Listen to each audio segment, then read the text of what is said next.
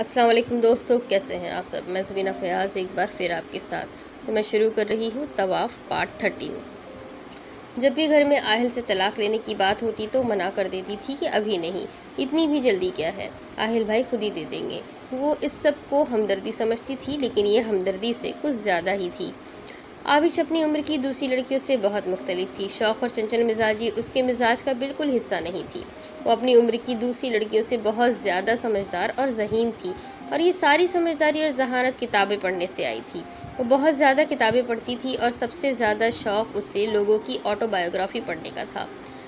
लोगों ने अपनी पूरी ज़िंदगी का निचोड़ उसमें लिखा होता है, अपनी गफलतों की दुरुस्तगी वहाँ बयान की होती है, अपने सारे खौफ और एहसास बड़े खोल के बयान किए होते हैं। वो उन्हें पढ़ती और उनकी गफलतों और कोताहियों से सबक सीखकर वक्त से पहले ही काफ़ी मैच्योर हो गई थी। उसे अपने अच्छे बुरे की अच्छी तरह तमीज़ थी। वो समझती थी कि वो जज्बात में कभी नहीं बहक सकती, इसलिए ऊपर से खुद को बहुत मजबूत बनाया हुआ था, मगर दिल में कहीं ना कहीं निकाह की मजबूत डोर उसे आहिल की तरफ खींच रही थी। आबिश की मामा चाहती थी कि आबिश डॉक्टर बने, लेकिन आबिश को रंगों से इश्क था। उसे रंगों से खेलने का जुनून था। वो हर चीज़ में हर रंग देखना चाहती थी, तभी तो सफ़ेद रंग पसंद था। वो हर रंग में ढल जाता था। काले रंग की तरह नहीं होता कि वो हर रंग की को खुद में जज्ब करके उसकी शनाख्त ही ख़त्म कर दे। सफ़ेद रंग दूसरों को अहमियत देता है और उसी तरह अपनी शनाख्त ख़त्म कर देता है। कुछ लोग भी काले रंग की मानंद होते हैं कि वो हर किसी को खुद में जज्ब करना चाहते हैं, दूसरों को तब्दील करके अपने जैसा बनाना चाहते हैं, और यहाँ तक कि उनसे उनकी शनाख्त तक छीन लेते हैं। लेकिन कुछ लोग सफ़ेद रंग की मानंद होते हैं, बेज़रर मिटे हुए लोग।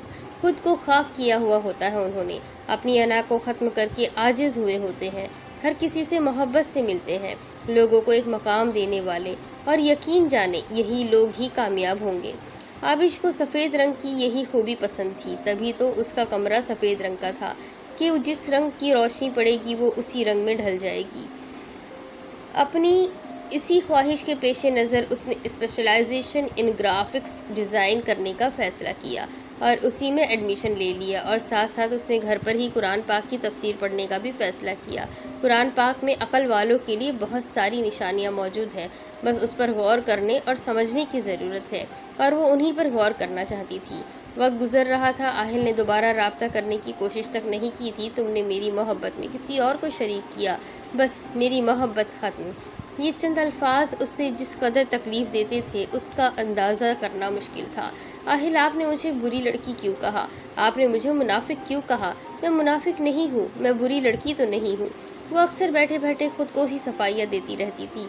आपने सारा कसूर मेरा निकाल दिया।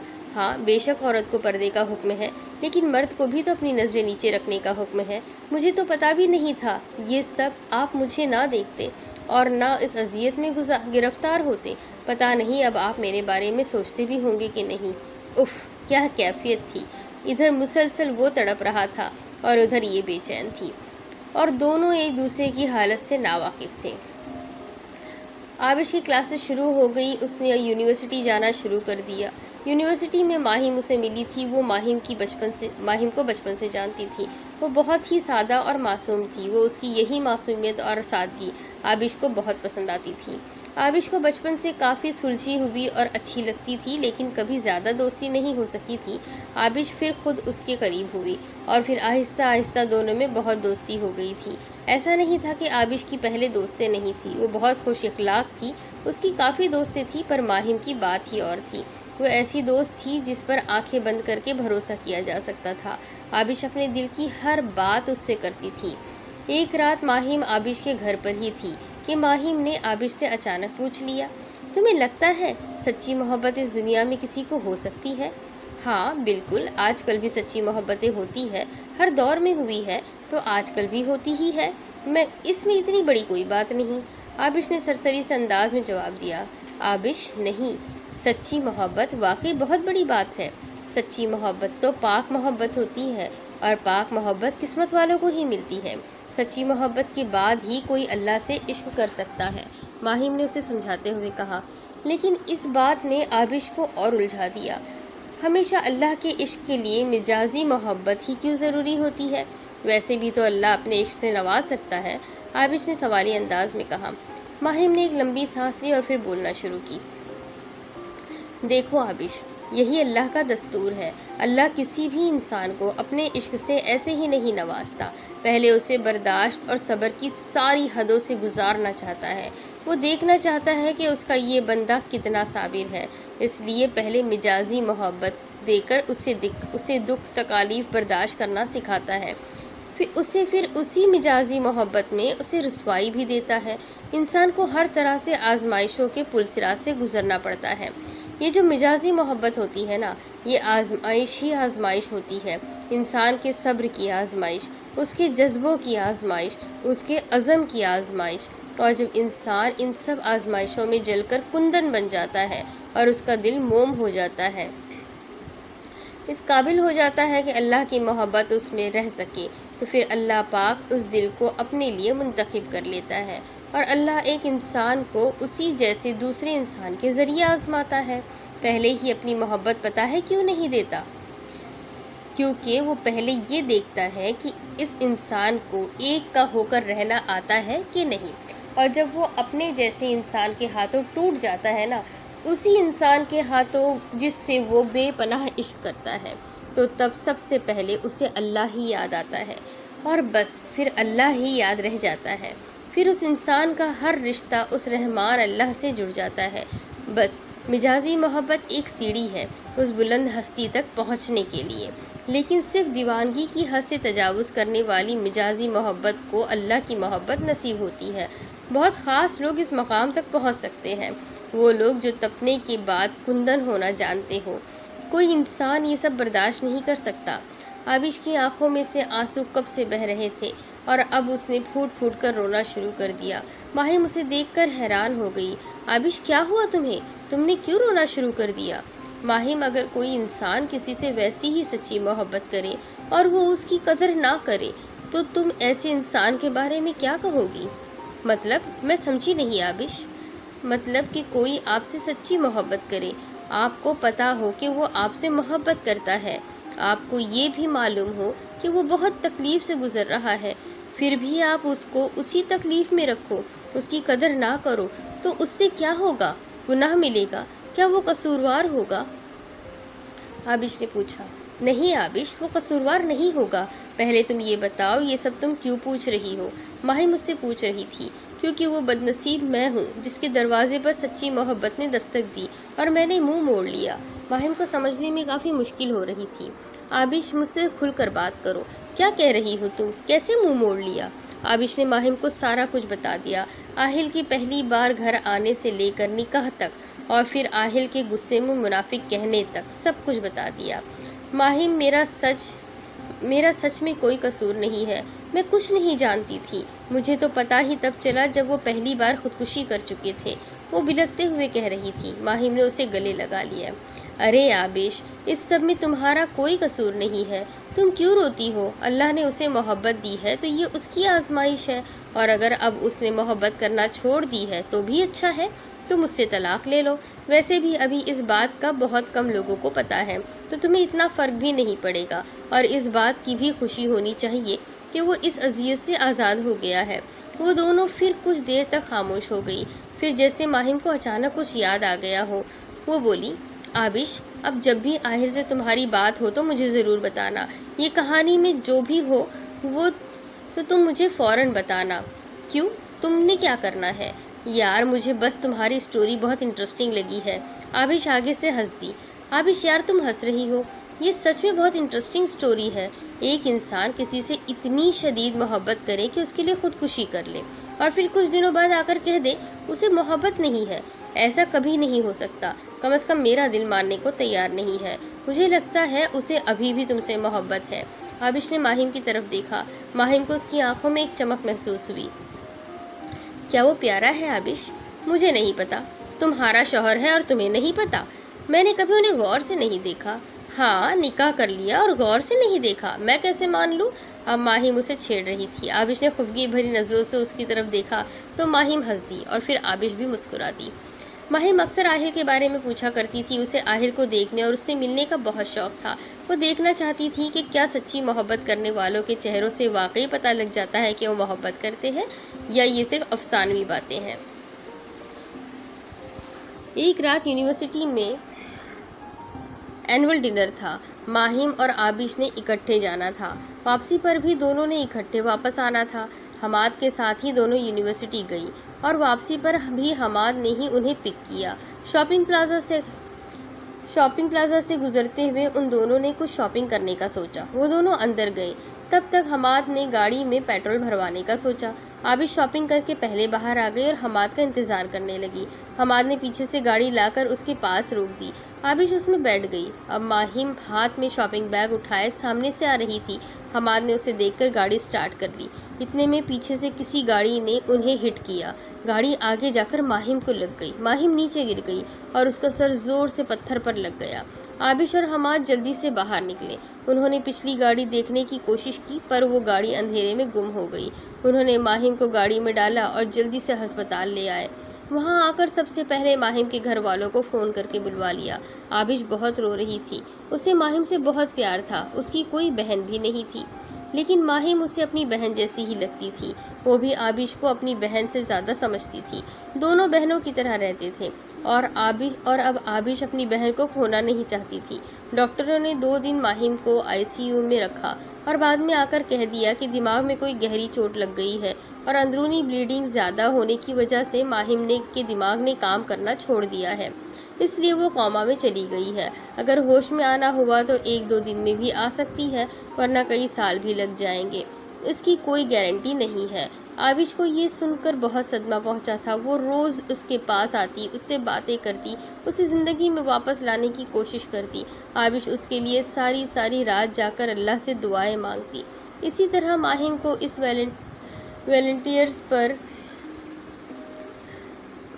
वेंटिलेटर पर पड़े हुए महीना हो गया। उसके अंदर ज़िंदगी की एक ही लहर दौड़ रही थी कि उसका सिर्फ दिल धड़क रहा था। फिर अल्लाह उसकी वो धड़कन भी बंद करना चाहता था। डॉक्टर्स ने बताया कि अब वो मज़ीद उससे वेंटिलेटर पर नहीं रख सकते, बस उसका वक्त करीब है। इस दिन वो रात देर तक अपनी बहन के साथ ही रही, रोती रही थी, अल्लाह से उसकी ज़िंदगी की दुआएं करती रही थी। फिर वो रात को घर आ गई। वो तब भी रो रही थी। उसने नमाज इशा अदा की और अल्लाह से रो रो कर दुआ की। रात काफ़ी हो चुकी थी। जब उसने मोबाइल देखा था, किसी की मिस कॉल्स और मैसेजेस आए हुए थे। आबिश ने मैसेजेस पढ़े तो आहिल का नाम देखकर न जाने क्यों दिल को सुकून मिला था। आबिश ने उसे कॉल मिलाई, बेल जाती रही, अटेंड नहीं की गई। फिर खुद ही आहिल की कॉल आई। आबिश ने जब कॉल उठाई तब वो रो नहीं रही थी, पर उसकी आवाज़ सुनकर फिर से उसे रोना आ गया था। वो इतना रोने की वजह पूछ रहा था। कितने दिनों बाद आज उसको खुद के लिए फ़िक्र करते सुना था। कितने दिनों बाद वही मोहब्बत भरा लहजा सुनने को मिला था। आंसू कैसे ना आते, पर वो खुद भी ये सब समझ नहीं पाई थी। फिर आबिश ने उसे माहिम वाली सारी बात बता दी। वो बिल्कुल खामोश हो गया, आवाज़ आना बंद हो गई। आबिश को उसकी खामोशी की आदत थी। वो अक्सर उसकी आवाज़ सुनकर खामोश हो जाता था, इसलिए फिर आबिश ने फ़ोन बंद कर दिया। माहिम, मुझे आज आहिल ने फ़ोन किया। वो अब भी मोहब्बत करता है मुझसे। तुम सही कहती थी, सच्ची मोहब्बत कभी ख़त्म नहीं होती। फिर अचानक से ख्याल आया कि माहिम तो ये सुनने के लिए बाकी ही कहाँ रहेगी। दिल तड़प कर रह गया। अल्लाह पाक उसे ज़िंदगी दे दे। पता नहीं कितने दिल से ये दुआ निकली थी। उस रात आबिश को नींद नहीं आ रही थी कि माहिम की उसके साथ ये आखिरी रात थी। उसके अंदर ज़िंदगी की एक ही लहर दौड़ रही थी और आबिश को सुकून नहीं मिल रहा था। हाँ, ये वही रात थी जिस रात आहिल ने लंदन की सड़कों पर सजदा रेज़ होकर पहली बार आबिश के अलावा किसी और की तलब की थी। हाँ, ये वही रात थी जिस रात आहिल ने अपनी गुनाह की ज़िंदगी से बाहर निकलने के लिए पहला कदम उठाया था। अल्लाह बहुत बेनियाज है। तुम उसकी तरफ 1 कदम बढ़ाओ, वो तुम्हारी तरफ 10 कदम बढ़ाएगा। तभी तो वो मालिक है, तभी तो इस जहान का खालिक है। इंसान कितना भी गुनाहगार क्यों ना हो, वो जो मालिक कायनात है ना, फिर भी सुनता है। और पता है, ऐसे गुनाहगार जो गुनाह की ज़िंदगी छोड़कर ठोकर खाकर वापस लौटते हैं, उनकी तो ज़्यादा सुनता है। ऐसे लोग इस ज़ात के बहुत ही पसंदीदा बंदे होते हैं, क्योंकि ठोकर के बाद जब झुककर झुक जाने का तरीका भी बहुत कम लोगों को आता है। वो झुका था, वो लंदन की सड़क पर पड़ा हो रहा था, बिलखता रहा था, माहिम की ज़िंदगी मांगता रहा था। उस रात आबिश कहीं नहीं थी, उस रात आहिल था, उसके गुनाह थे और अल्लाह के हुजूर सच्चे दिल से किया गया सजदा। और अल्लाह को ऐसा झुका हुआ इंसान बहुत पसंद आता है। दिलों पर लगी मोहर भी उतार दी जाती है और पता है उस रहमान का नूर भी उसी तरह दाखिल होने लगता है। आहिल और रेशम ने इस्लामाबाद एयरपोर्ट पर लैंड किया था। अब उन्होंने अगली फ़्लाइट से मुजफ्फराबाद आ जाना था, फिर वहाँ से बाय रोड वादी लीपा रेशम के घर जाना था। अगली फ़्लाइट 2 घंटे बाद की थी। आहिल वेटिंग एरिया में रेशम के पास आकर बैठ ही गया। वो कुछ खोई खोई सी लग रही थी। क्या हुआ, कहाँ खोई हुई हो? वो एक सिमत में देखती रही। आहिल भी उसी सिमत में देखने लग गया। आहिल मेरे बाबा ने बहुत प्यार से पाला था। हम मुजफ्फराबाद के सबसे बड़े स्कूल में पढ़ते थे। मैं सबसे बड़ी थी ना, तो मुझे सबसे ज़्यादा प्यार करते थे। कहते थे ये मेरी बेटी नहीं, मेरा बेटा है, मेरा सहारा है। और पता है मैंने क्या किया? मैं उनकी दुनिया से रुखसती के वक्त भी नहीं आई। मैं कितनी खुदगर्ज हो गई थी ना।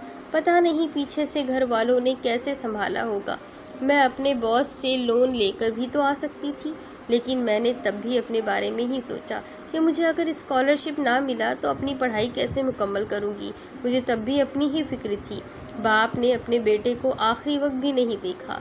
वो न जाने क्या क्या बोले जा रही थी और आहिल को अपने डैडी याद आए थे। वो भी तो कितना प्यार करते थे, कैसे उसकी हर बात मानते थे, हर जिद पूरी करते थे। वो रेशम को वहीं ख्यालों में बैठा छोड़कर उठा और थोड़ा बाहर जाकर अपने डैडी को कॉल मिला ली। सलाम दुआ के बाद उसने अपने मखसूस अंदाज में कहा, डैडी गेस व्हाट, आपके लिए एक सरप्राइज़ है। तुमने फिर कुछ कर दिया है। उन्हें सच में तशवीश हुई। वैसे भी इसका पिछला रिकॉर्ड देखकर उसके डैडी का फिक्रमंद होना जरूर बनता था।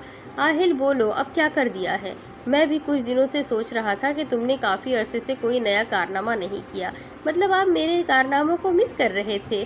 हाँ ओ स्वीट डैडी, पर आपकी इतला के लिए बताता चलूँ, अभी ऐसा कुछ नहीं करना था, लेकिन आप जिस रफ्तार और शिद्दत से मेरे कारनामे मिस कर रहे हैं, मैं कुछ न कुछ ज़रूर करूँगा।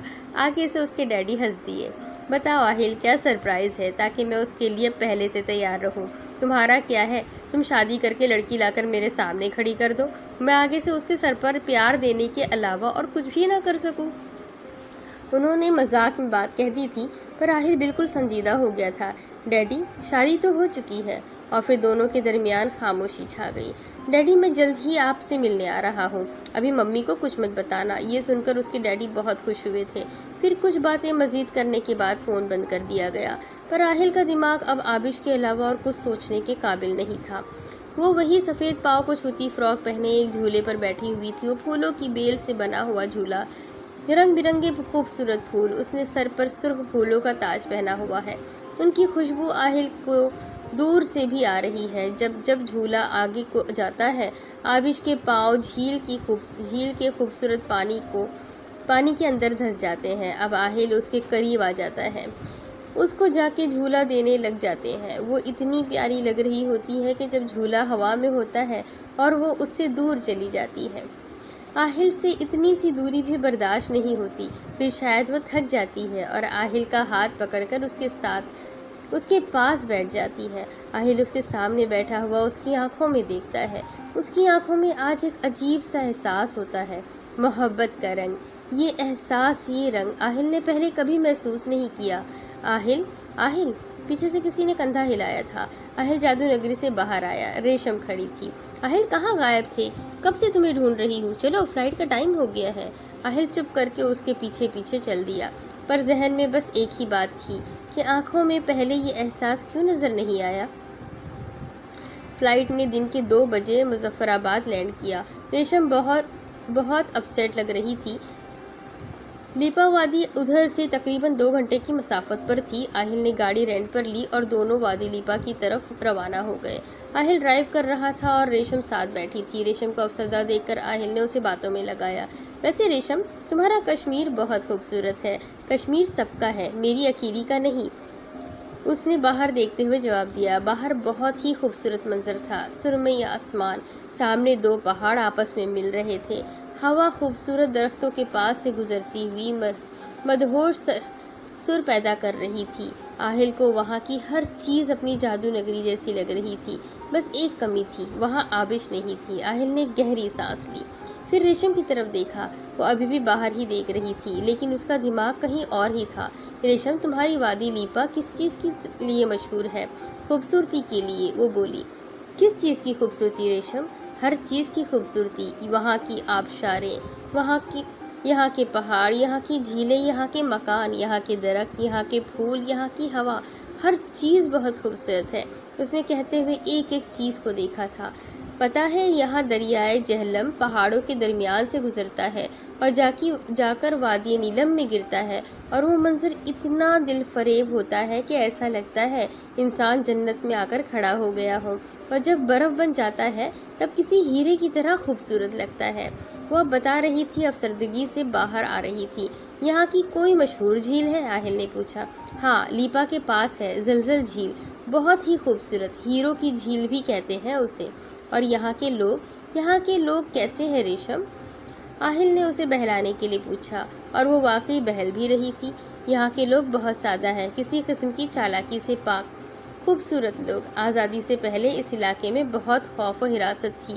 अभी भी इस खौफ की एक लहर यहाँ के लोगों में है। इस इलाके को प्लेस ऑफ स्ट्राइफ भी कहते हैं, यानी नज़ा का इलाका। इस वजह से भी यहाँ के लोग बहुत झुके हुए हैं, बहुत ही ज़्यादा मेहनती और खिदमतगुजार है। हाँ, आहिल को रेशम के साथ रहकर ये तो पता लग गया था कि वो बहुत मेहनती और सब्र करने वाली थी, और दूसरों की इज्जत करना तो वो फ़र्ज़ समझती थी। वाकई इलाकों का हमारे किरदार और रहन सहन पर कितना असर होता है। वो वादी लीपा में दाखिल हो गए थे। वहाँ पर ऊंचे ऊंचे पहाड़ थे और वो ऊंचे दरख्तों से ढके हुए थे। रेशम, ये किस चीज़ के दरख्त है? ये जो ऊंचे ऊंचे दरख्त है, ये पाइनस के हैं, और वो जो दरख्त है, उसने एक सिमत इशारा किया, ये सेब के है। काला कलोकिंग यहाँ की सबसे मशहूर सौगात, खाने में सेब सबसे ज़्यादा मशहूर है। आहिल ने पूछा। हाँ, काला क्लो सेब, यहाँ का शहद, यहाँ के अखरोट, ये सब भी बहुत मशहूर है। वो अब पूरी तरह डिप्रेशन से बाहर आ गई थी। अब छोटी छोटी चीज़ों के बारे में आहिल को बता रही थी। अब वो आबादी वाले इलाके में दाखिल हो रहे थे। यहाँ के मकान ये तो बिल्कुल वैसे थे जैसे आहिल ने उस ख्वाब में देखा था। उसे बेइख्तियार वो ख्वाब याद आया। आबिश उसका हाथ पकड़े सफ़ेद लकड़ी के मकान में जा रही थी। यहाँ भी सारे लकड़ी के घर थे, हर रंग की लकड़ी, और दरख्तों के आसपास खूबसूरत मैदान थे, हरे भरे। यहाँ की हर चीज़ बहुत ही खूबसूरत थी। एक घर के पास रेशम ने गाड़ी रुकवाने के लिए कहा। आहिल ने गाड़ी रोक दी। आहिल, ये मेरा घर है, और ये कहकर वो गाड़ी से उतरकर बाहर आ गई और घर के अंदर चली गई। आहिल ने घर के एक तरफ गाड़ी पार्क की और उतरकर घर का जायज़ा लेने लग गया। कश्मीरी तर्ज का बना हुआ घर था, डबल स्टोरी मकान। घर के बाहर छोटा सा लॉन था जिसमें खूबसूरत फूल रखे हुए थे। इन फूलों से भीनी भीनी खुशबू आ रही थी। नाम तो पता नहीं था, पर आहिल को उन फूलों ने बहुत मुतासिर किया था। आहिल घर के गेट के सामने खड़ा हो गया। लकड़ी का काले रंग का दरवाज़ा था जिसके इर्द गिर्द खूबसूरत बेल बल खा रही थी। आहिल वो दरवाज़ा खोलकर अंदर दाखिल हुआ। अंदर चलकर एक तरफ सीढ़ियाँ थी जो कि लकड़ी से ही बनी हुई थी, और दूसरी तरफ जाली का दरवाज़ा था जो कि बंद था। अंदर से आवाज़ें आ रही थी। आहिल ने अंदर जाना मुनासिब नहीं समझा और सीढ़ियाँ चढ़कर ऊपर आ गया। ऊपर एक ही कमरा था जो कि काफ़ी बड़ा था और गोलाई में था, और उसके इर्द गिर्द गोलाई में ही गमले रखे हुए थे जिनमें वो बहुत खूबसूरत फूल लगे हुए थे। एक तरफ एक झूला रखा हुआ था और वो उस झूले पर जाकर टेक लगाकर बैठ गया। थोड़ी ही देर में वो नींद की वादियों में था। जब उसकी आंख खुली तो रात की तारीकी फैल चुकी थी। आहिल उठकर नीचे आ गया। उसने वापस मुजफ्फराबाद भी जाना था, गाड़ी वापस करनी थी और फिर कराची के लिए भी निकलना था। नीचे उतरकर रेशम से मिलने का सोचा, पर वो जाली का दरवाज़ा अब भी बंद था, इसलिए गेट खोलकर बाहर आ गया। जाकर गाड़ी में बैठा ही था कि रेशम भागती हुई आई।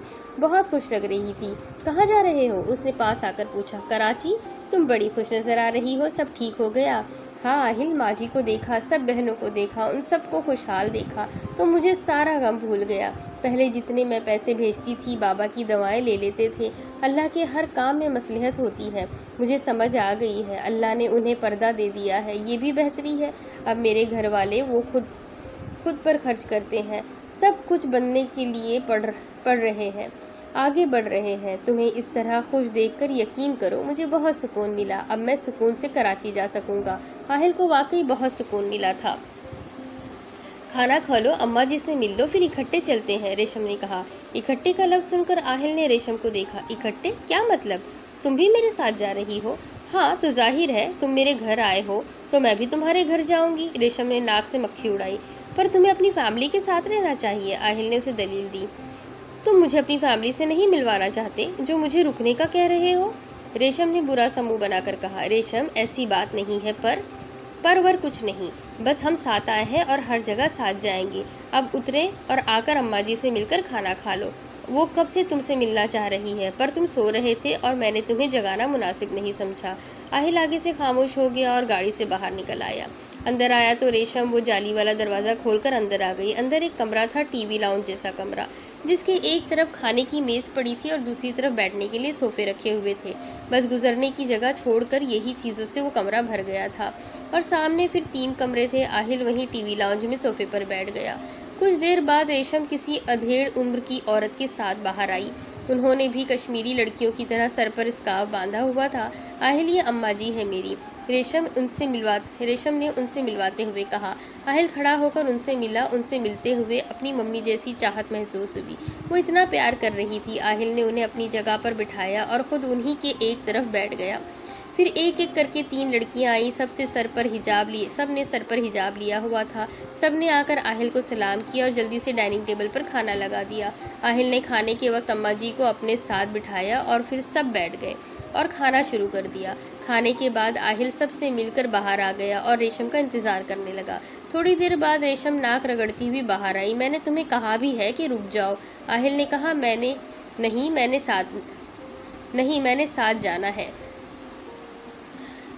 तो फिर जैसे हम सब के लिए हर काम से पहले बिस्मिल्लाह पढ़ना फ़र्ज़ होता है, तो तुम्हारे लिए ये काम से पहले रोना फ़र्ज़ है। आहिल अब उसे छेड़ रहा था और वो पाँव पटकती हुई गाड़ी में आकर बैठ गई। वो तहज्जुद के वक्त कराची पहुंचे थे। वो रेशम को लिए घर के आगे खड़ा बेल बजा रहा था। दरवाज़ा उसके डैडी ने खोला। उसे देख के अभी गले से लगाने ही लगे थे कि रेशम को देखकर ठिठक गए। उन्हें आहिल के सरप्राइज़ वाली बात और अपना खदशा याद आया। उनका बेटा कुछ भी कर सकता था और वो इस बात से अच्छी तरह वाकिफ़ थे। और वाकई उन्होंने आहिल को छोड़कर रेशम के सर पर प्यार दिया और उसे अंदर ले आए। उसे सोफे पर बिठाया। आहिल, तुम मेरे साथ आकर मेरी बात सुनो। डैडी, आपने जो बात करनी है वो इधर ही कर लिया। I am so tired. ये कहकर वो वहीं सोफे पर लेट गया। आहिल, तुम्हें सुन नहीं रहा है, मैं कुछ कह रहा हूँ, उन्होंने सख्त लहजे में कहा। रेशम थोड़ा घबरा गई। रेशम, डरो नहीं, ये मेरे डैडी की मोहब्बत है। जब उन्हें मेरे पर बहुत प्यार आता है ना, तो वो मुझसे इसी तरह प्यार जताते हैं। मुझे अभी गले लगाना चाह रहे थे। तुम इधर बैठो, मैं ज़रा इनके गले लग कर आता हूँ। ये कहकर वो उठकर खड़ा हो गया और डैडी उसका मुंह देख कर रह गए। डैडी, अब चले? ऐसे तो मेरी गर्लफ्रेंड्स भी मुझे नहीं देखती जैसे आप देख रहे हैं। उसके डैडी ने एक गहरी नज़र से उसे देखा और उसे साथ लेकर उसके कमरे में आ गए। आहिल, कौन है वो? कौन वो?